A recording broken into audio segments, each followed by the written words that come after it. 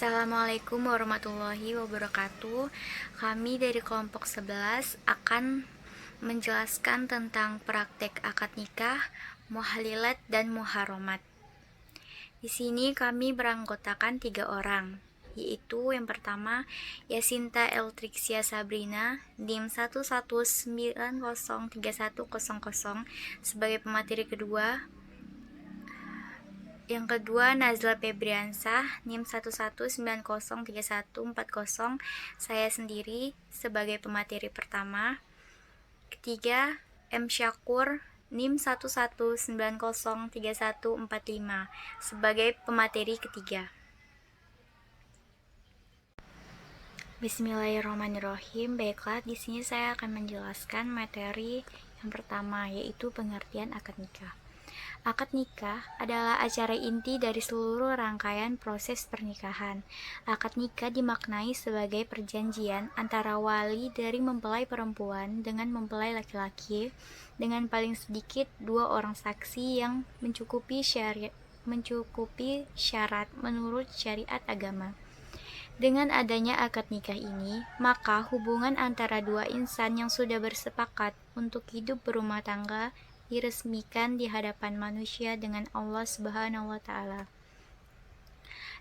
Dalam agama Islam, untuk proses pernikahan yang sah ada 5 hal yang harus dipenuhi, yaitu adanya calon mempelai laki-laki, calon mempelai perempuan, wali dari mempelai perempuan, adanya minimal 2 orang saksi, dan terakhir adalah ijab kabul. Kalau 5 syarat di atas sudah dipenuhi, maka pernikahan sudah bisa dikatakan sah menurut agama. Tapi, pernikahan juga harus melalui pihak KUA agar sah di mata hukum. Baiklah, materi yang kedua yaitu syarat-syarat akad nikah. Syarat nikah dalam Islam meliputi 5 hal. Yang pertama, ada calon mempelai laki-laki dan perempuan. Sudah jelas, syarat sah nikah dalam Islam yang pertama adalah ada calon mempelai laki-laki dan perempuan. Proses akad tidak bisa diwakilkan. Perlu diperhatikan juga bahwa para mempelai tidak boleh menikahi orang yang haram untuk dinikahi, seperti memiliki pertalian darah, memiliki hubungan persusuan, dan memiliki hubungan kemertuaan. Yang kedua, ada wali untuk mempelai perempuan.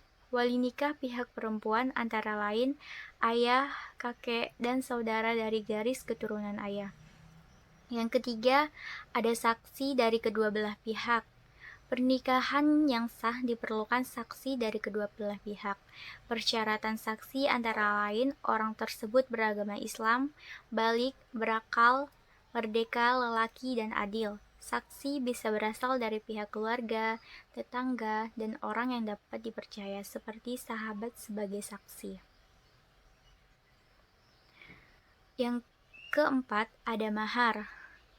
Mahar atau mas kawin sangat penting keberadaannya di latar pernikahan dan menjadi syarat nikah dalam Islam.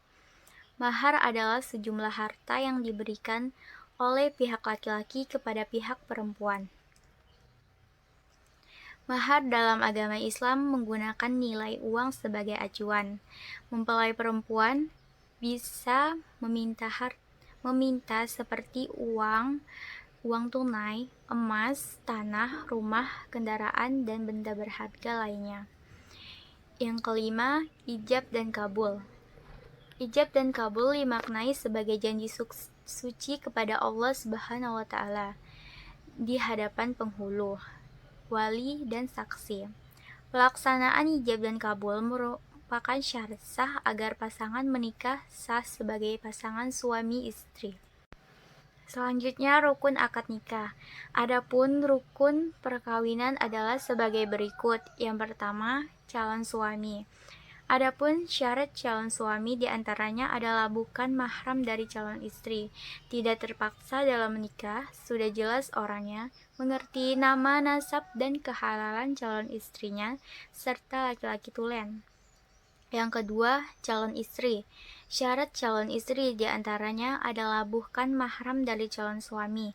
Calon istri harus jelas orangnya. Calon istri tidak boleh dalam ikatan perkawinan atau dalam masa iddah, serta calon istri haruslah perempuan tulen.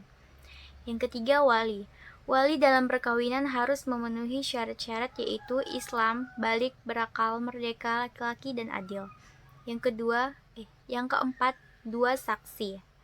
Perkawinan adalah akad yang sakral yang berisi perjanjian yang kuat, yang akan menimbulkan akibat hukum jangka panjang. Oleh karena itu, adanya saksi diperlukan agar akad yang dilakukan tidak menimbulkan fitnah. Sebagaimana wali, saksi juga harus memenuhi syarat-syarat yaitu Islam, balik, berakal, merdeka, laki-laki, dan adil. Yang kelima, ijab kabul. Ijab adalah pernyataan penyerahan anak perempuan oleh walinya kepada calon suaminya dalam bingkai perkawinan, sedangkan kabul adalah pernyataan menerima dari calon suami atas penyerahan wali calon istri kepadanya. Ijab kabul juga sering disebut akad nikah atau transaksi yang melegalkan hubungan suami dan istri. Selanjutnya yaitu pengertian muharramat dan muhalilat.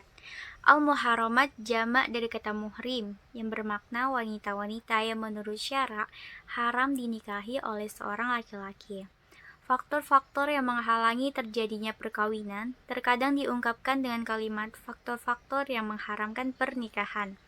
Perlu dipertegas bahwa yang dimaksud haram dalam pembahasan kali ini adalah pernikahan tersebut menimbulkan dosa dan tidak sah, sebab kata haram kadang juga digunakan untuk merujuk arti berdosa dan berdosa tapi sah, seperti dalam kasus menikahkan wanita yang ada dalam pinangan orang lain. Keharaman untuk dinikahi ada yang bersifat selamanya dan ada pula yang bersifat sementara. Kemudian muhalilat. Muhalilat adalah hal yang halal atau boleh untuk dinikahi dalam hukum Islam dan sesuai dengan ketentuan syara. Sekian dari saya, akan dilanjutkan oleh pemateri selanjutnya. Assalamualaikum warahmatullahi wabarakatuh. Baiklah, saya akan melanjutkan penjelasan dari Najla tentang muhalilat dan muharimat. Muhalilat itu adalah yang halal dan muharimat itu adalah yang haram. Nah, muhalilat yang halal ini adalah ketika kita untuk menikah dengan orang lain.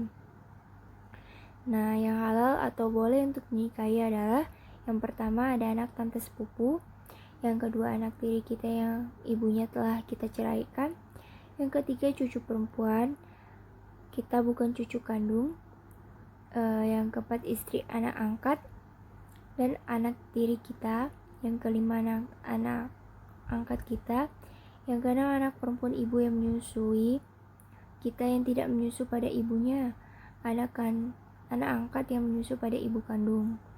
Nah, yang ketujuh tentu saja dengan orang lain. Nah, sedangkan muharimat adalah ketika kita tidak boleh untuk menikah dengan orang lain seperti ini. Perempuan yang diharamkan menikah oleh laki-laki disebabkan karena keturunannya haram selamanya, serta dijelaskan dalam surah An-Nisa ayat 23 yang berbunyi, diharamkan kepada kamu menikahi ibumu, anakmu, saudaramu, anak saudara perempuan bagi saudara laki-laki, dan anak saudara perempuan bagi perempuan.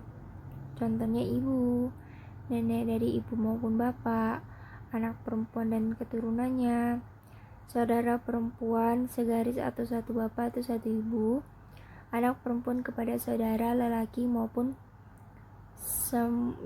yaitu semua anak saudara perempuan. Nah, yang kedua ada perempuan yang diharamkan menikah oleh laki-laki disebabkan oleh susuan, ialah ibu susuan, nenek dari saudara ibu susuan, saudara perempuan susuan, anak perempuan kepada saudara susuan laki-laki ataupun perempuan, sepupu dan ibu susuan atau bapak susuan. Yang ketiga ada perempuan muhrim bagi laki-laki karena persemadaannya ialah ibu mertua, ibu tiri, nenek tiri, menantu perempuan, anak tiri perempuan dan keturunannya, adik ipar perempuan dan keturunannya, sepupu dari saudara istri, dan terakhir ada anak saudara perempuan dan dari istri dan keturunannya. Nah, mungkin itu saja penjelasan dari saya. Selanjutnya ada penjelasan tentang prosesi akad nikah yang akan dijelaskan oleh teman saya, yaitu Sakur. Saya persilakan. Lanjut ke prosesi akad nikah. Pembukaan. Terlebih dahulu, calon mempelai laki-laki dan perempuan, wali, keluarga serta hadirin yang ikut menyaksikan prosesi dipersilakan memasuki tempat dilangsungkannya akad nikah. Kemudian acara akan dimulai dengan pembukaan yang dipandu oleh pembawa acara. Biasanya dilakukan dengan membaca Bismillah, berlanjut dengan doa agar acara berjalan dengan lancar, dan bacaan ayat suci Al-Quran. Khutbah nikah akan disampaikan langsung oleh petugas dari KUA atau penghulu yang akan menikahkan. Fungsi dari khutbah nikah ini sendiri adalah sebagai pembekalan bagi kedua mempelai, sekaligus mengingat tentang pentingnya menjaga keutuhan dalam rumah tangga. 3. Ijab kabul. Sebelumnya penghulu akan bertanya, "Saudara, nama calon suami, apakah Anda setuju untuk menerima saudari nama calon istri sebagai istri dengan mahar sebanyak 3 kali. Setelahnya barulah acara inti dari rangkaian prosesi akad nikah alias pembacaan ijab kabul dilaksanakan. Kalau calon suami sudah bersedia menerima dan menyepakati ijab kabul, maka penghulu akan menanyakan keabsahan ijab kabul. Keabsahan ijab kabul ini pada para saksi dan wali yang dihadirkan. 4. Doa nikah. Kalau semua yang hadir sudah sepakat untuk sah, maka penghulu akan membacakan doa-doa pernikahan karena kamu dan pasangan sudah resmi menjadi suami istri.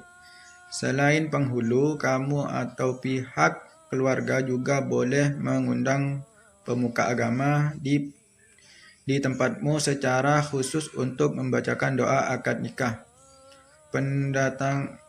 Penandatangan buku nikah. Sebenarnya prosesi pernikahan sudah selesai dan dinyatakan sah secara agama setelah ijab kabul diucapkan.